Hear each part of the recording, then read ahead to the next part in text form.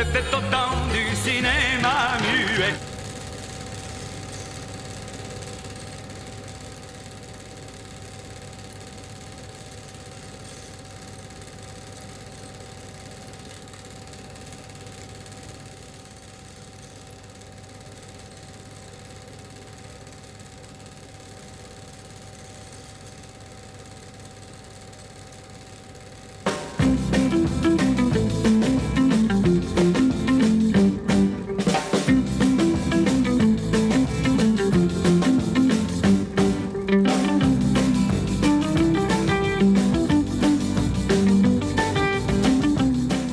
La plupart des grands voyages empruntent la route nationale 6 qui offre aux touristes de nombreuses tentations. Mais gare aux accidents, quelques tours de roue dans ces poteries entraîneraient une note de frais qui risquerait de compromettre les vacances.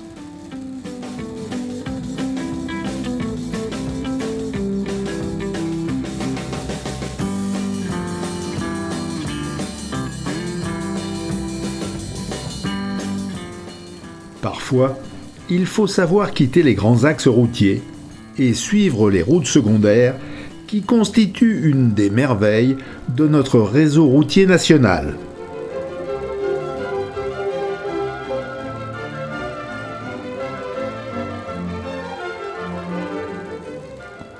Ne résistons pas à la tentation et allons visiter cette sympathique petite ville qui renferme une fameuse cathédrale romane.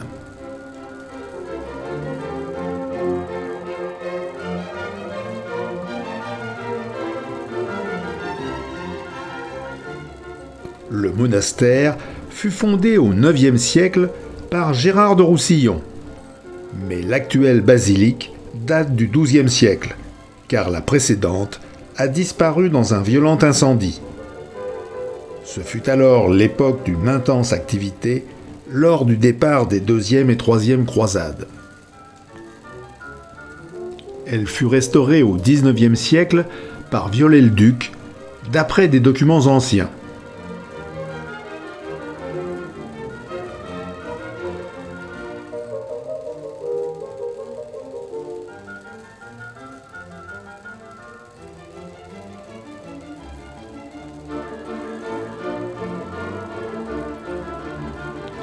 L'importante dimension de sa nef, ainsi que la différence de ton des pierres qui la composent, contribuent à sa célébrité. La descente vers le sud-est nous amène au cœur même de la Bourgogne. Cette ville n'est pas seulement centre de gastronomie réputé, elle renferme également un certain nombre de chefs-d'œuvre artistiques. De création récente, le lac Kyr fait la joie des baigneurs et des adeptes de tous les sports nautiques, dont l'odorat n'est pas trop sensible.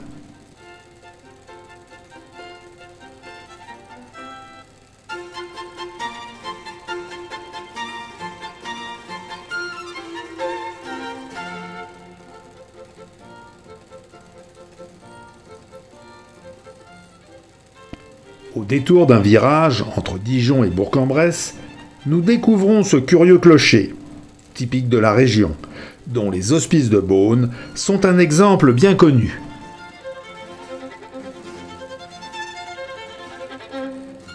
Laissons le pays bourguignon pour emprunter le col du Lotaret, qui, tel une porte, nous fait pénétrer dans les Alpes, but de notre voyage.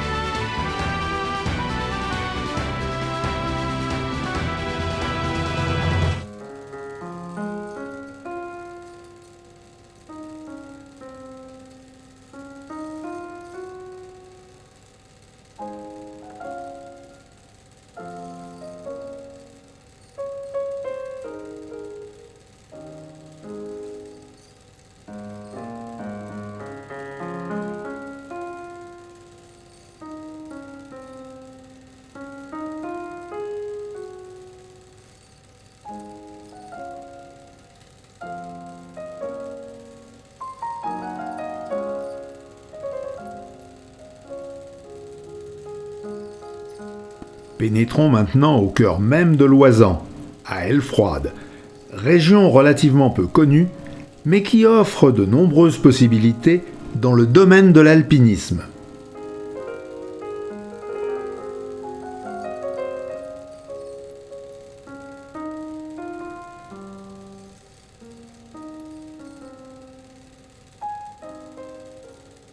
Qui serait insensible à la tranquillité de ces cours d'eau qui sillonnent le massif alpin, surtout au retour d'une course en montagne.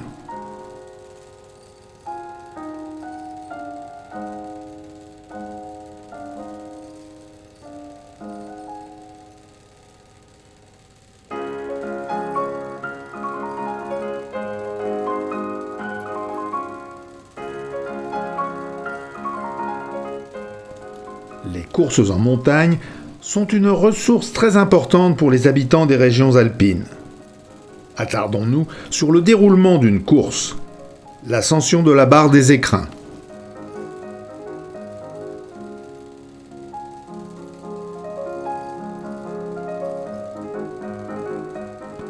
Le soir du premier jour, nous partons vers le refuge du Glacier Blanc.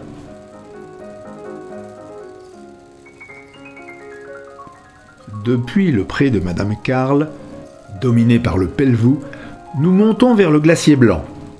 L'un des plus étendus de France, il allonge sa masse de séracs et de crevasses sur plus de 11 km. Et c'est dans ce refuge que nous allons passer la nuit. Nuit très courte d'ailleurs, car le départ est fixé à 2 heures du matin.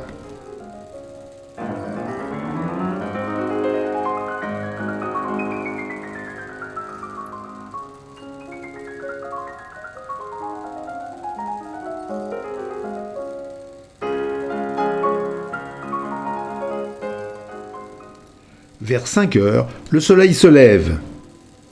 Et c'est le moment le plus beau de la journée, car nous découvrons un paysage inconnu, à peine dévoilé dans la clarté de la nuit. Après avoir remonté le glacier, nous atteignons le pied du massif des Écrins, proprement dit.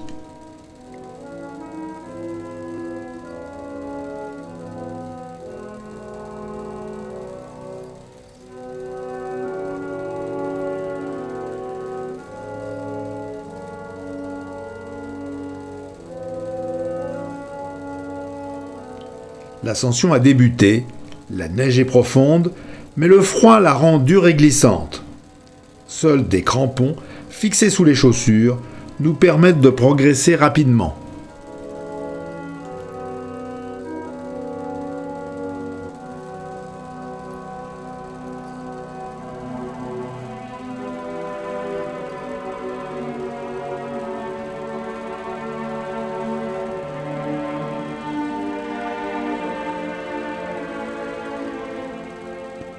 Un passage plus difficile.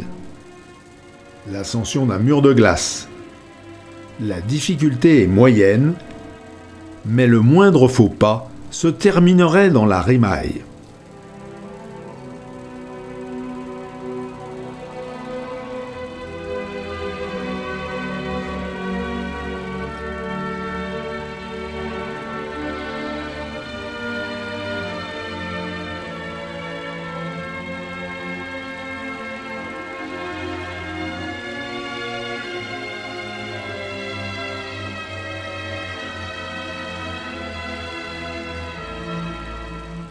Le mauvais temps constitue l'un des plus grands dangers de la course en montagne. En ce qui nous concerne, celui-ci ne nous permet pas, une fois au sommet, de contempler les environs.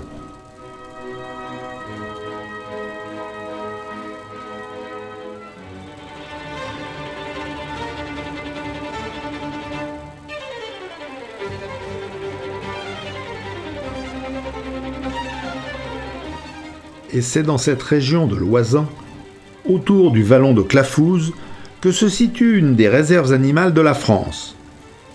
Malheureusement, la pluie nous empêche de voir ses habitants.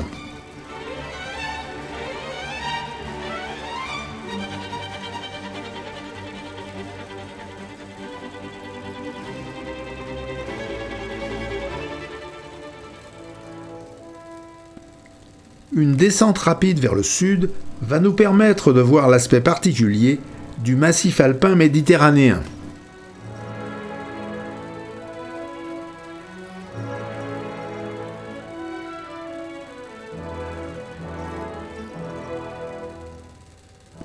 Ici, rien de commun avec les villages alpins du cœur des Alpes.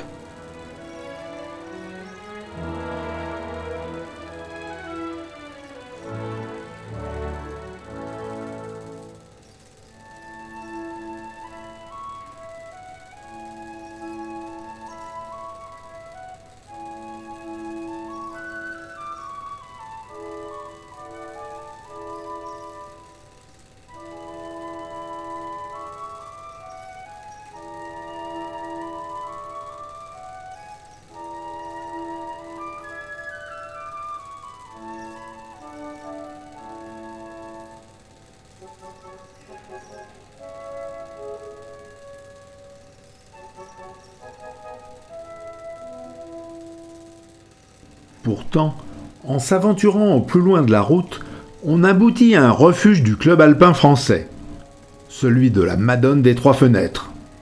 À nouveau, la montagne domine.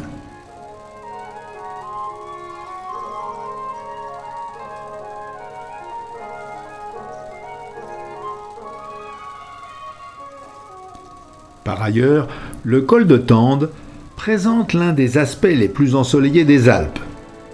En fait, on ne peut parler que de préalpes. Et par beaucoup d'aspects, le paysage rappelle celui des Causses.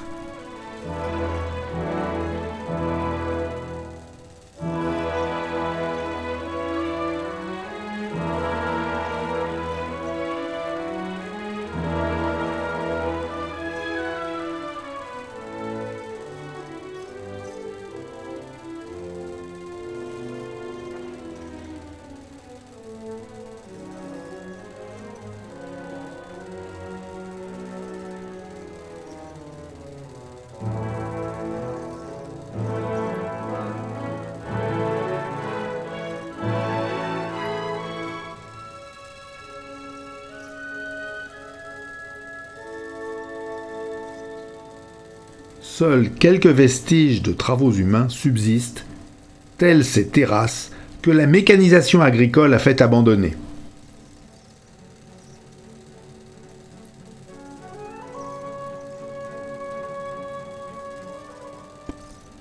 Remontons vers le cœur des Alpes avant de passer en Italie. Le col de l'Iseran est un des rares endroits en France où le ski d'été est possible, mais par beau temps.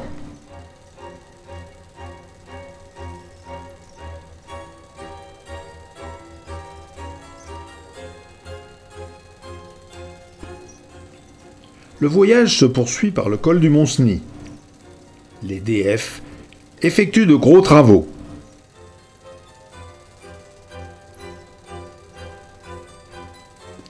Les vieilles maisons si pittoresques sont amenées à disparaître lorsque le barrage sera terminé.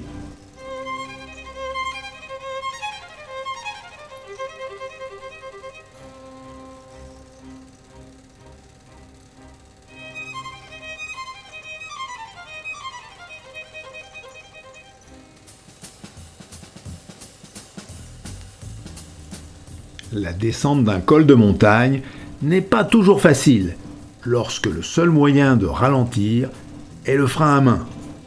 Cela devient réellement effrayant.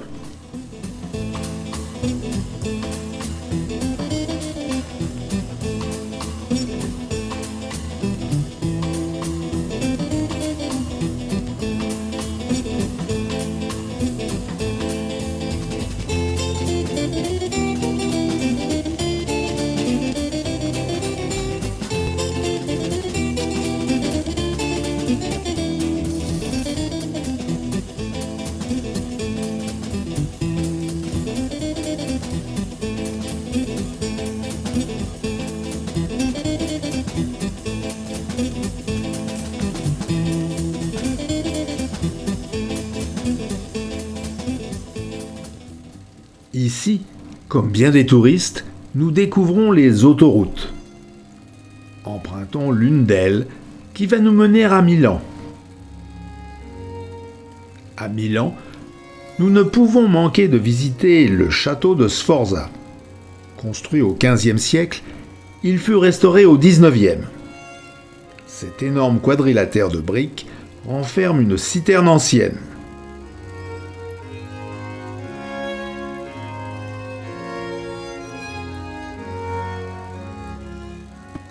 Le parc qui l'entoure est l'un des lieux de promenade des Milanais.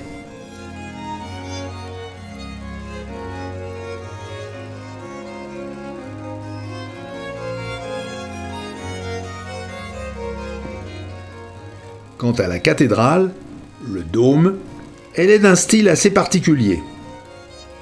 Et qui oserait dire en contemplant un tel travail que les méridionaux sont paresseux ? Mais qui trouvera cette pièce montée à son goût ?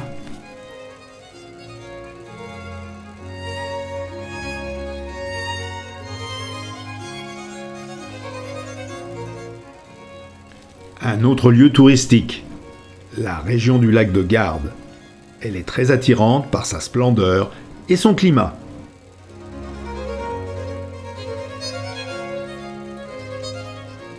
Quelle autre région d'Europe offre en même temps une végétation méditerranéenne dans un cadre alpin ? Aucun automobiliste ne peut résister au charme de la route au bord de cette étendue d'eau.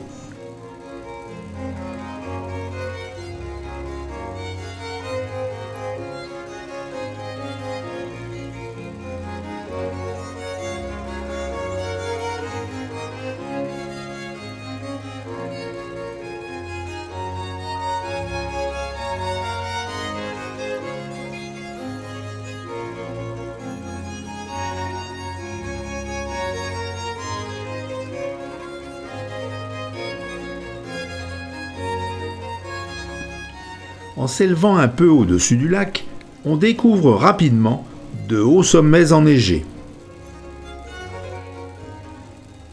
Les routes profitent d'étroites gorges pour s'enfiler dans l'arrière-pays, car la retombée de la montagne sur le lac est très rapide.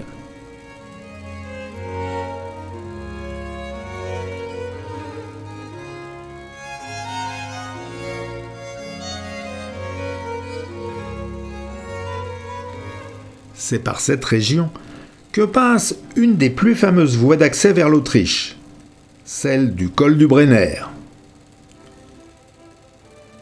La barrière montagneuse franchie, on est surpris par la différence d'aspect de ce versant montagneux. En Autriche, la fraîcheur et la verdure contrebalancent l'aridité de la sécheresse italienne. Ici, les maisons aux façades peintes donnent aux villages autrichiens un caractère très particulier.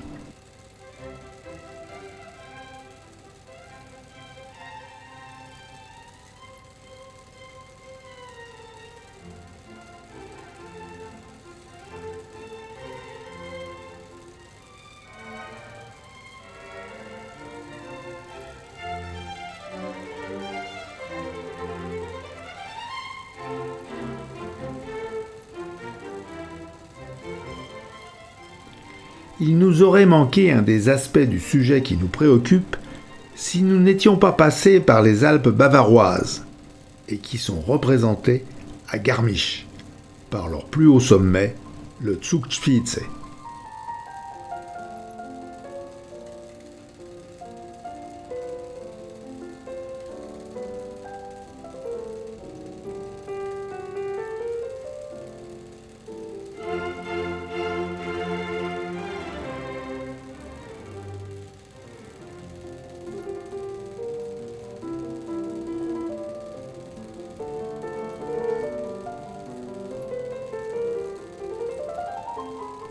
Garmisch est une importante station touristique, tant en hiver qu'en été, par les sites enchanteurs qu'elle offre.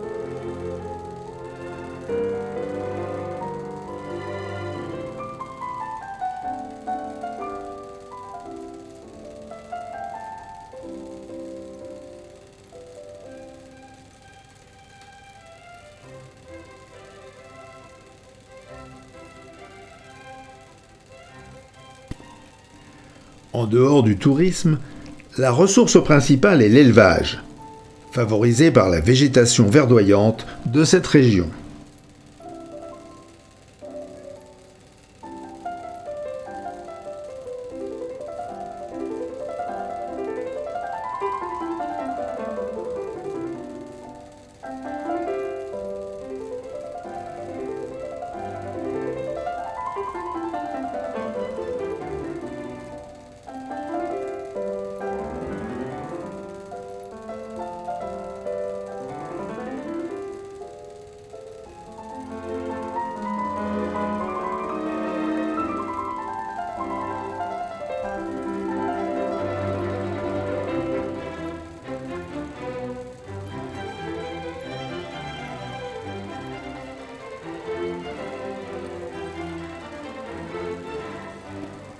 Notre voyage se poursuit et nous arrivons au lac de Constance.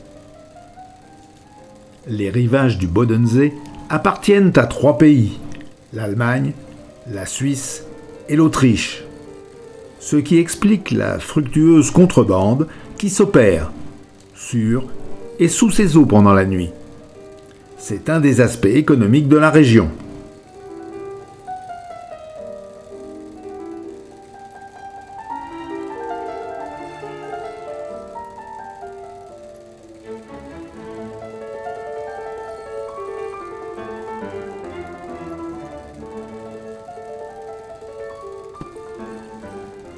Ce petit village au cœur de la Suisse est un grand centre de vol à voile.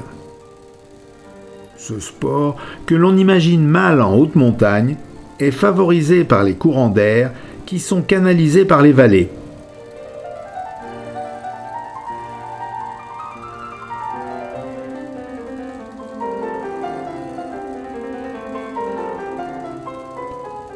N'oublions pas que les divers massifs suisses offrent de nombreuses courses en montagne.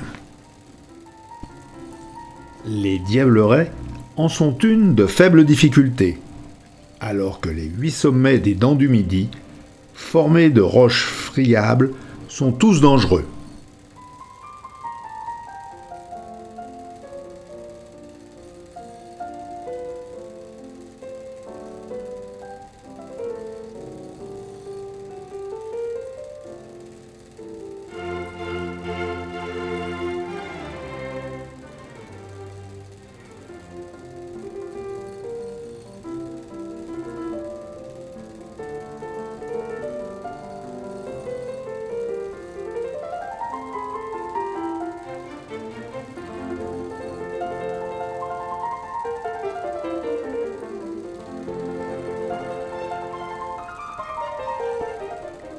Au cœur même du Valais, Sion, dominée par ses 2 pics rocheux, est une ville 2 fois millénaire.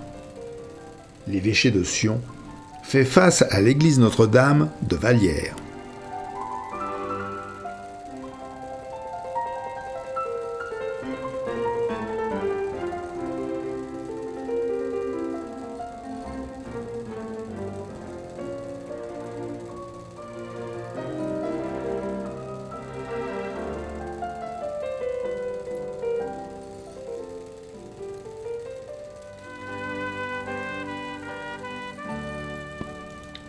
On ne peut avoir une vision complète des Alpes sans avoir vécu dans ce massif pendant la période hivernale. Imaginons ce que ressent l'un de ces heureux vacanciers qui à son réveil découvre ces paysages enneigés, éclairés par les premiers feux du soleil.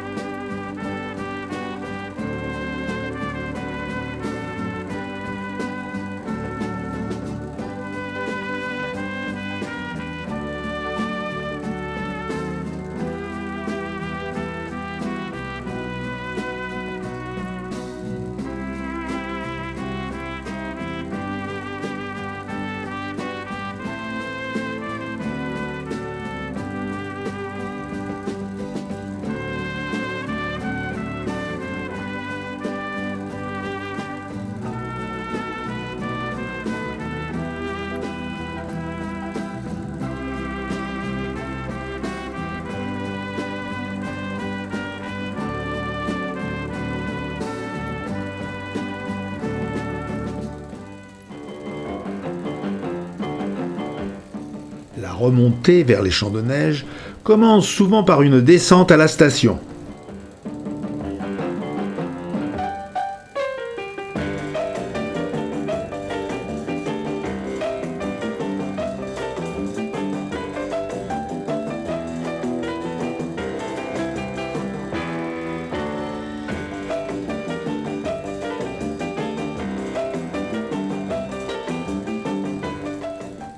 Les remontées mécaniques permettent aux skieurs d'admirer les sommets environnants.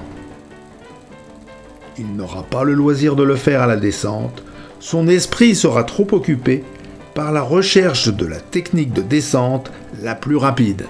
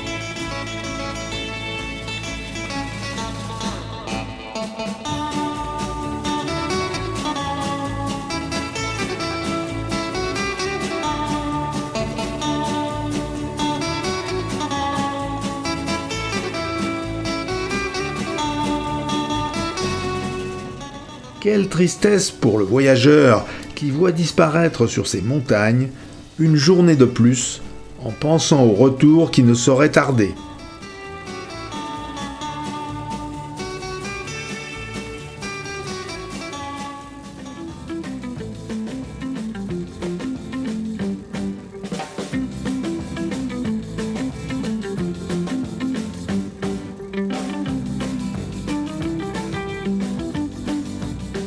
Le col de la Faucille étant fermé, nous empruntons celui de Saint-Cergue.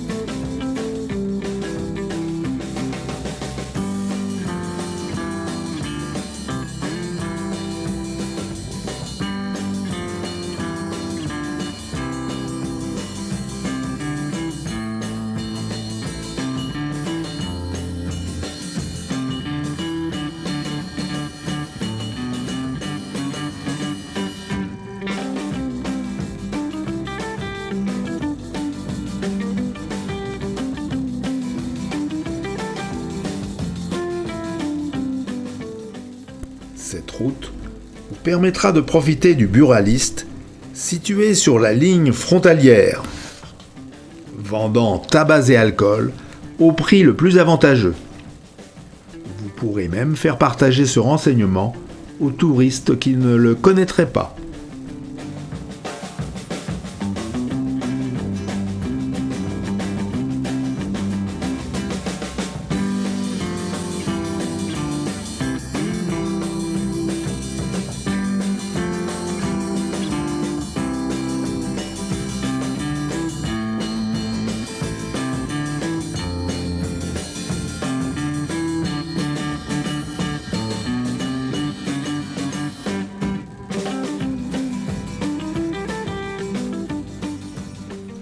Nous ne pouvons prétendre vous avoir fait découvrir tous les aspects les plus divers des Alpes.